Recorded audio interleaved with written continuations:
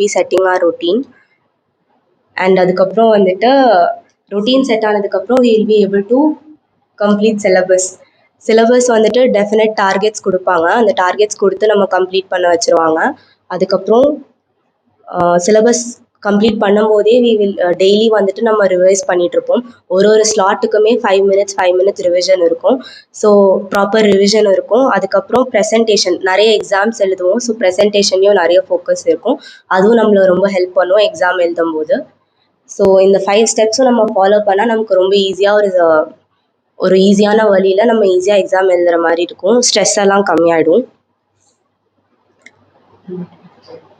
So இப்போ வந்துட்டு நம்ம ஓவராலாக பார்த்தோம். சப்ஜெக்ட் வைஸ் பார்க்கணும் அப்படின்னா Group 1ல 3 subjects FR, AFM and audit. FRல வந்துட்டு ஃபர்ஸ்ட் வந்துட்டு ஸோ ஐ திங்க் இப்போ எனக்கு ஸ்கோர் இம்ப்ரூவ்மெண்ட் ப்ரோக்ராம் எனக்கு சொல்கிறீங்கன்னு நினைக்கிறேன். ஃப்ரம் 30 to 50 நான் எப்படி வாங்கணும், 35 to 55 எப்படி போகும், அண்ட் 25 to 45 எப்படி போகும். ஆவரேஜாக நான் வந்து 90ல் இருக்கிற ஒரு பொண்ணு வந்து 150 to 165 ஸ்கோர் பண்ண வைக்கணும். அதுதான் மெயினாக இவங்களோட மோட்டிவ். ஸோ அதுக்கு எனக்கு எக்ஸ்பிளைன் பண்ண போகிறாங்க. ஸோ ஸ்கோர் இம்ப்ரூவ்மெண்ட் ப்ரோக்ராம் இதில் வந்துட்டு FRல பார்த்தோம் அப்படின்னா ஃபர்ஸ்ட் நான் வந்துட்டு ICA வந்துட்டு MCQ கேஸ் சினாரியோ புக்லெட்ஸ் வந்துட்டு ரிலீஸ் பண்ணியிருப்பாங்க. அது நம்ம வந்துட்டு அப்படியே டெய்லி சால்வ் பண்ண ஆரம்பித்தோம். டெய்லி ஒரு 5 கேஸ் சினாரியோஸ் அந்த மாதிரி சால்வ் பண்ணோம் அப்படின்னா நம்மளால ஈஸியாக வந்துட்டு MCQஸில் ஸ்கோர் பண்ண முடியும். நம்மளோட MCQ பண்ணுற ஸ்பீடும் இன்க்ரீஸ் ஆகும், அக்யூரஸியும் இம்ப்ரூவ் ஆகும். அண்ட் அதனால நம்மளால எக்ஸாமில் டைமும் கொஞ்சம் சேவ் பண்ண முடியும்.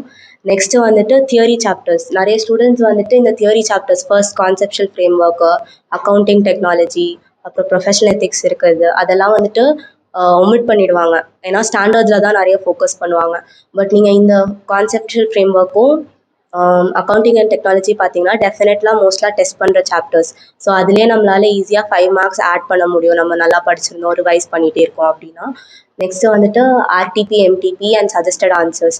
ஸோ ப்ரீவியஸ் அட்டெம்ப்ஸோட இந்த அட்டெம்ப்டோட சஜஸ்டட் ஆன்சர்ஸ் அதெல்லாம் பார்த்தோம் அப்படின்னா நம்ம ICA என்ன எக்ஸ்பெக்ட் பண்ணுறாங்கன்னு நம்மளால தெரிஞ்சுக்க முடியும்.